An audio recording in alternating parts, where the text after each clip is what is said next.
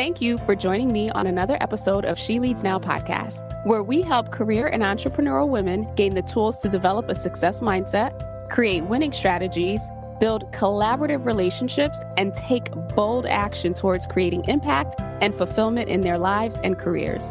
I'm your host, Sabine Gideon, and I'm on a mission to awaken and activate women and emerging leaders so they can tap into their innate leadership ability, elevate their influence, and create the impact they were destined to make. If you're ready to uplevel your confidence, courage, and influence, you've come to the right place. Join me weekly for insights, strategies, and resources to help you grow, develop, and embody the leader you are meant to be, so that you can make the impact you know you are called to make and establish the legacy you've always dreamed. The world eagerly awaits the emergence of your brilliance, impact, and influence. So with that, let's dive into this week's episode.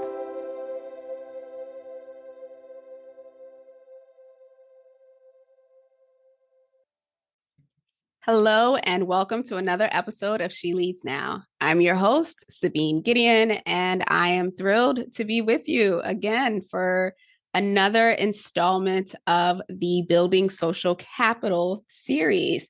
So for those of you who are tuning in for the very first time, welcome. Appreciate you joining this week. And of course, for those who have been longtime listeners, thank you so much for tuning in. I hope today's conversation gives you some insight and some actionable tips that you can begin to apply this week.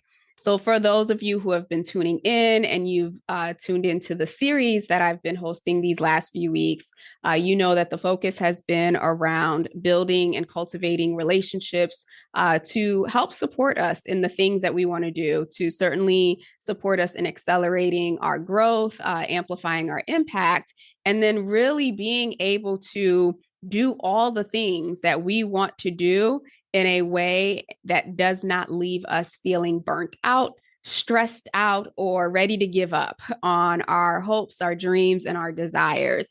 And so we've been talking a lot these last few weeks about networking, how to do it, what ticks for women versus men.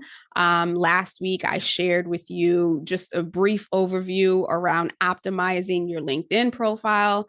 Hopefully some of you who hadn't touched it in a while or hadn't, reviewed it, went back, did an audit, made some changes. So today I really wanted to focus on, what is that next step? All right, Sabine, my profile is done. It's optimized. I'm actually, relatively familiar with LinkedIn. How do I leverage it to build, establish, cultivate these relationships that you keep telling us are so important? I'm glad you asked. I'm going to share that today. In the past, I've done several networking meetups. So last year, if you were around, I used to host the monthly Lead Hers Lounge sessions, and they were really for women who listen to the show, women who are part of the broader community, to come together, to network with each other. I also did, training within that just around networking or something that was topical. And, I would have women who were established business owners who leveraged LinkedIn to the extent that, they posted their videos, they posted their content, they were posting their events, but they really weren't leveraging the tool to build connections. It was just like another platform like Facebook or Instagram or whatever, where they just posted content, they posted information, they engaged with people every now and then, but they really hadn't yet been able to take that next step of leveraging it to build these relationships, to essentially grow their business, grow their networks, and expand their ability to find other opportunities. So in one of the sessions, I talked about, my strategy, the strategy that I've used to engage, and more importantly, not necessarily engage new people. The focus is going to be, how do you re-engage people who have been in your network? So, if you're someone, you've been on LinkedIn for a while, you use it sparingly every now and then, you're on there, but now you're at this place where, okay, Sabine, you told me to look at my goals. You told me to identify who in my network could support me, or who could open a door for me, or who could I reach back out to. I'm looking at this list of connections that I have, and there are people that could help me. There are people who have the resources that I need, but I have not touched base with them in so long. it feels awkward, or I don't know what to say, I don't know where to start. You're in the right place, because that is what we're going to talk about today.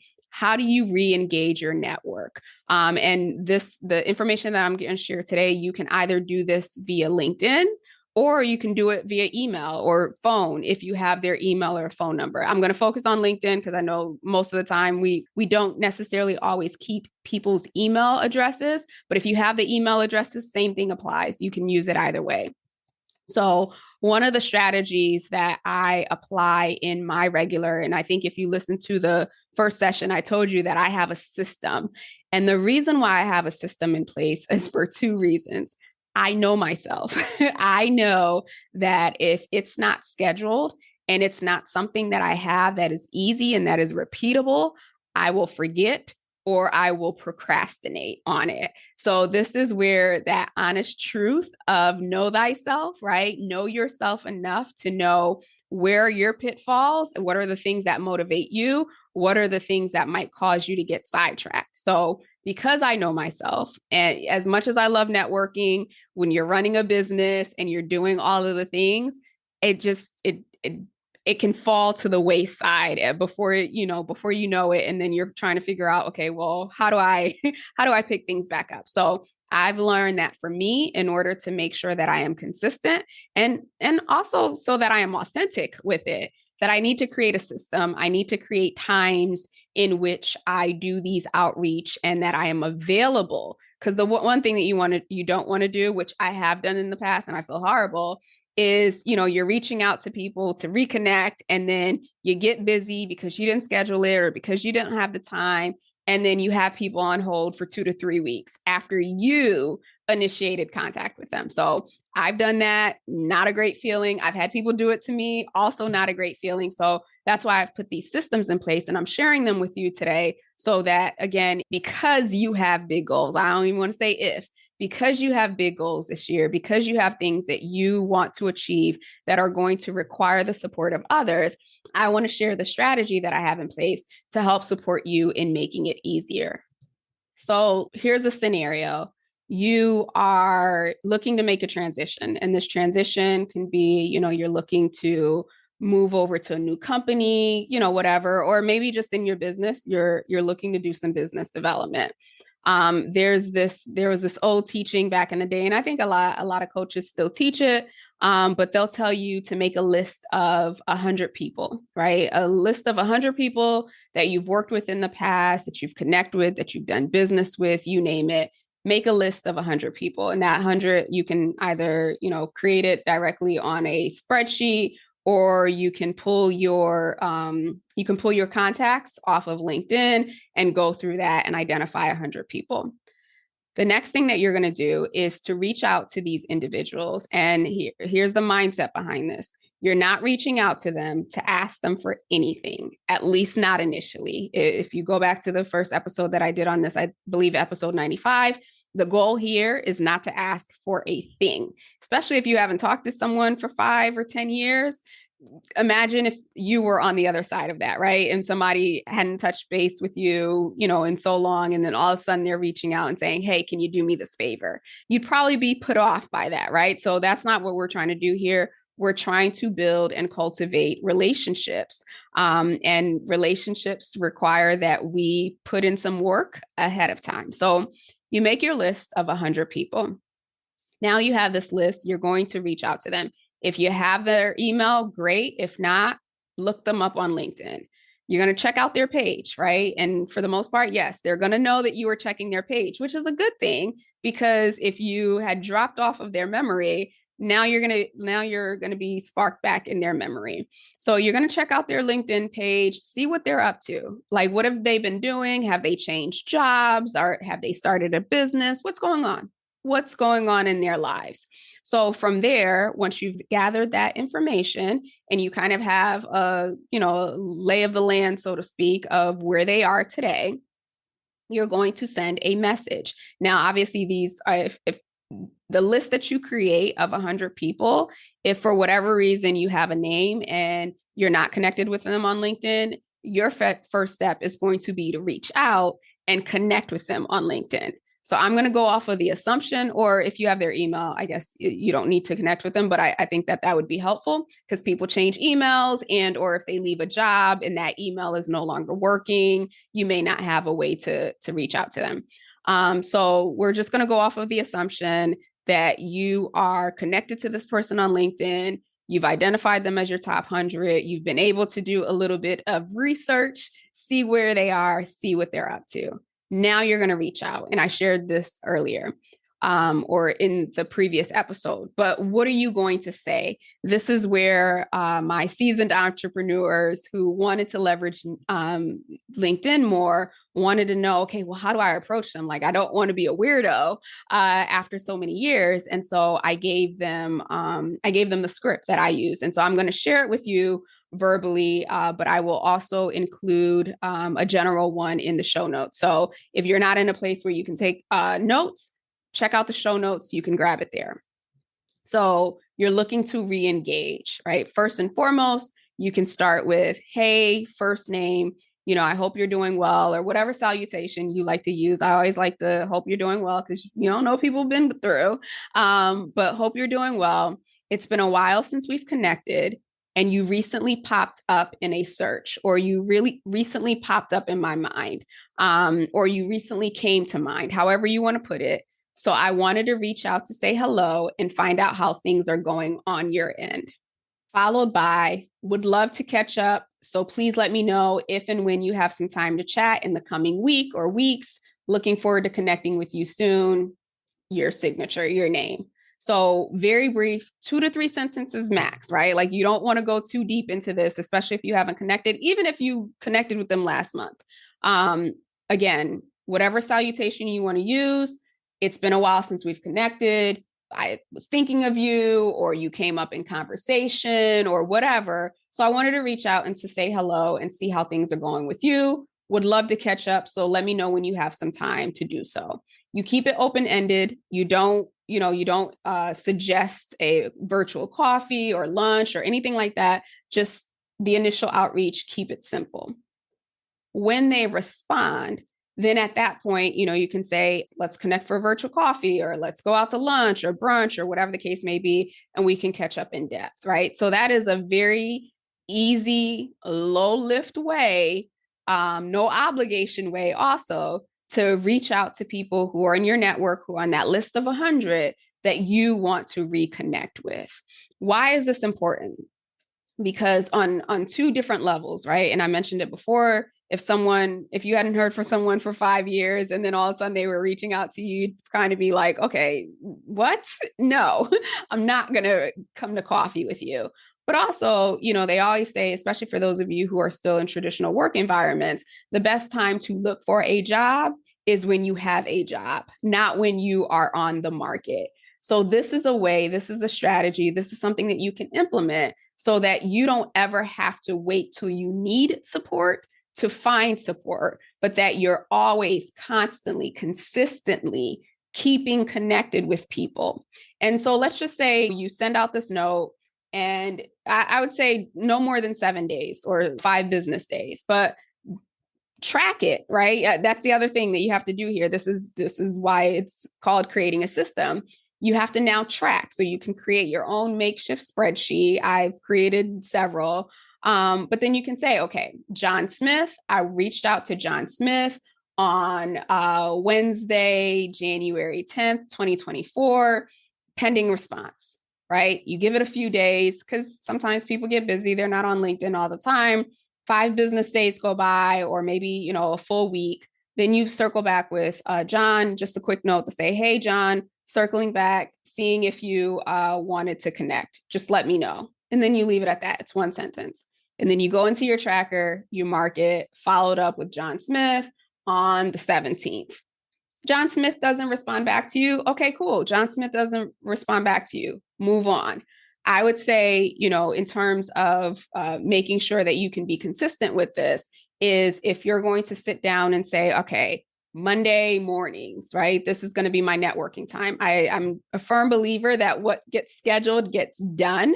So if you are really serious about building these relationships, it's going to require the effort and it's going to require the consistency. So pick a day, pick a time, No more than an hour is needed, because any more than that, you're not going to commit to it. I would even say start with just 30 minutes, committing to 30 minutes of doing this once a week. You will see those seeds pile up in no time. So, pick a day that works for you. Start off with 30 minutes. If you can do an hour, great. If 30 minutes is all you have, that's fine too. Going through your list of 100, you do your initial outreaches, whatever that very first day is of the week. Then, as people respond, obviously within 24 to 48 hours, you want to go back in either email or your LinkedIn messaging and just respond to them as needed. And then the following Monday, if that's what you chose, you would go in and do all the follow-ups first, and then identify another set number of people to reach out to. So you don't necessarily have to, I don't know that you can reach out to 100 people in 30 minutes, but if you can, by all means, go ahead and do it. So you don't have to reach out to all 100 at the very same time, because think about it. Think about your time. Think about your schedule. Can you actually, if you reached out to 100 people in one day, do you have the time and the capacity to follow back up with those same 100 people if every single person decided to respond back to you? So also, the whole point of this is to not burn out and not get overwhelmed. So if you have to chunk it out, okay, I got my top 100, maybe I'll do 15 to 20 every week. Cool. Do 15 to 20, whatever you know that you can do and that you can respond to consistently. So again, I'll repeat what these time frames are. You pick a day, you pick a time, you put it in your calendar. Start with 30 minutes. If you can do an hour, great. You identify a set number of people, right, from that list of 100 that you're going to reach out to, and you send these messages via LinkedIn. Within 24 to 48 hours of them responding, you are then going to respond to them. And the ask that you have at that point is to connect either by phone, by Zoom, or whatever, digital video thing that you use, or in person. If you don't hear back from them in, a whole week, then that following week, when you go to sit down and do your networking, if you will, you send a quick note, hey, circling back, wanted to see if you're up to connecting, or however you want to word that. And then at that time also, then you go to your list and the next batch. So then that way, within a month, right, within a 30-day period, you should be able to get through your full 100, your first 100 list.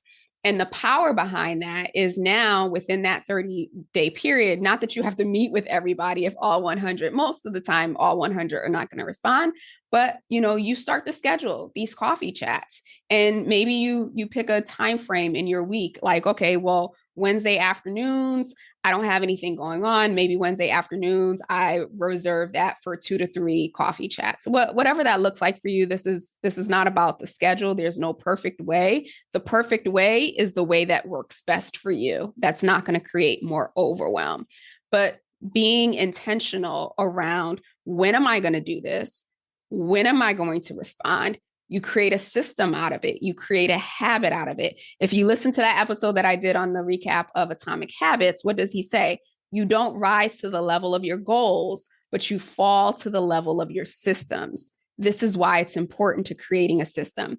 Now, some of you may be feeling like, oh my gosh, Sabine, this doesn't feel authentic. This doesn't feel genuine. If I have to schedule it in a calendar and da-da-da-da. No. The system is one thing.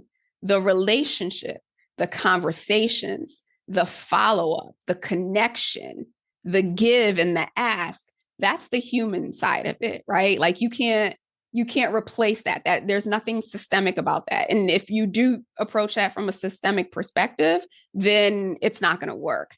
So yes, we have systems in place to help you keep consistent, to help you keep organized, but the authenticity comes in when you are having those conversations, when you are actively listening to what this person has going on, to when you are asking, how can I support you?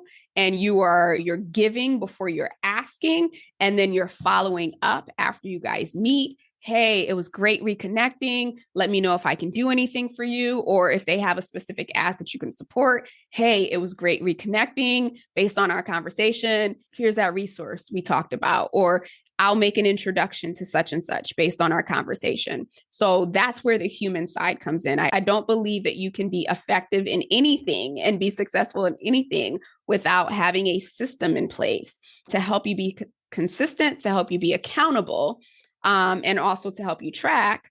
But then you add in the humanization through the conversations that you're having and how you're showing up. So that's what I have for you today. For those of you who are, you want to build those relationships or you want to rekindle relationships with people in your network, you're not quite sure where to start with a top list of 100 people you've worked with, people you've done business with, people who are in your community, people you've gone to church with. Like, you have some level of connection. Like, you don't want some random person who you've never had a conversation with. You're not going to send that to them. These are going to be people who know you at some level. Maybe you attended an event together, you name it. But these are people that you've identified who can potentially support you in whatever endeavor that you're looking to do next, or who you just really want to reconnect with. Get your list of 100, create a spreadsheet, first outreach, second outreach, follow up, and notes. And then from there, choose a day, choose a time that you're going to consistently focus on networking, batch it out, identify a few people, reach out to them, follow up 24 to 48 hours. If you don't hear back, follow up with them 7 days later. And then, just continue to track. And once, it's 30 days, I kid you not, you do this for 30 days, not only will you have a nice chunk of people who you've re-engaged, right? That's also a number of people that you will have been able to offer support to, and also individuals who will be offering support to you in some capacity. The last thing that I'll say too with that is that, I'm a firm believer that you start off with a give, but you should always have an ask. Because what's going to happen once you ask the question, what can I do to support you? And if that person says, hey, this is what I'm looking to do, or this is what I need, more often than time, I've had some situations where people do not ask that question, which is okay. But if they ask that question, I would say 90% of the time, they are going to say, well, that was so generous of you. What can I do for you? Where do you need support? Who can I introduce you to? You don't want to show up with, I don't know, right? This is about being intentional. What is your ask? There's a reason why you identify that person on your top 100 list. What is it that you need from them? You don't ask, you don't get. Alternatively, I would say, and don't use this as a crutch, I'm just putting it out there as an example for you. If in that moment, you decide that, okay, based on where this person is right now, they may not have the resource. They may not have the connection. They may not be able to help me. That's completely fine. At that point, you can say something to the effect of, you know what? Let me give this some thought. If it's okay, I'll reach back out to you in a couple of days with my ask. And then that way, again, you've set the intention that you have an ask. You just don't know what it is right now in that moment, and that you're going to follow up with your ask at the next time you reach out to that person. So that's one way to get around it if you can't think of anything, or maybe because of the direction that the person has pivoted in, they really can't support you in the way that you thought maybe they could. And that keeps the doors open. So like I said, I will include the few sentences for that, connection message, that re-engagement message in the show notes. Be sure to check that out. I am hosting another masterclass on cultivating connections in a few weeks. You can go to sabinegideon.com/masterclass to register. There's no charge to register, but you do have to register, and it's going to be live. So you definitely want to be there. The whole focus is on taking these strategies, like really literally giving you my strategies of how I build, how I nurture, how I cultivate connections so that you could apply them, take what works for you, apply them, and create your own system so that you can be consistent and that you can get the support that you need to accelerate your growth and amplify your impact. But also the benefit of that is that you will be in the same room, so to speak, virtual room, with other powerhouse women who are looking to grow, who are looking to connect. And so that gives you new people that you can add to your top 100 if you haven't already connected with them. Again, you can register at no cost at sabinegideon.com/masterclass. The link is in the show notes. And then lastly, as always, the doors to She Leads Network are open. This is where you want to take it up to the next level, right? Like you want to be in the room with the movers and the shakers and, leveraging their networks, leveraging their resources, and of course, vice versa, and then getting training and development directly from me. So that means that wherever you might be struggling with regards to your networking strategy or not knowing where to start, or maybe you're pivoting and aren't sure how to cultivate, your new brand or your network strategy, one of the pieces that we cover within the network is networking, in addition to, all the holistic view of who we are as women and supporting you in that capacity. So you can learn more about She Leads Network at sheleadsnetwork.com. That link is in the show notes below as well. I would love to welcome you to the community of powerhouses, because I truly believe that this year, they said 2023 was the year of woman because you had, a couple of key things. I believe that 2024 is going to be the year where we really truly explode, and all of the seeds that we've sown, all of the things that we've desired to do and the impact that we hope to make, that we're going to do it. And we're going to do it from a place of collaboration and connection. And of course, the added accountability that comes with coaching. So that's what I have for you today. Let me know, send me an email at support@sabinegideon.com or shoot me a DM on LinkedIn. Let me know which of these strategies you are applying, what's working for you, where you're making tweaks. I'd love to hear that as well. I'd love to see you in the masterclass, and also would love to see you in She Leads Network. With that, have a great rest of the week, and we will talk soon. Take care. Thank you for tuning in to another episode of She Leads Now. If you found today's episode helpful or got a piece of insight that you plan to implement in your business or organization, I would love to hear from you. Connect with me on LinkedIn at Sabine Gideon, that's my handle, and send me a private message. Or feel free to go ahead and leave a review on either Apple or Spotify. I also invite you to share this episode with anyone in your network who you think might benefit from this content. Lastly, be sure to check the show notes and the description below for links to resources, including relevant downloads, articles, and any upcoming training. Until we chat again, have a blessed and powerful week.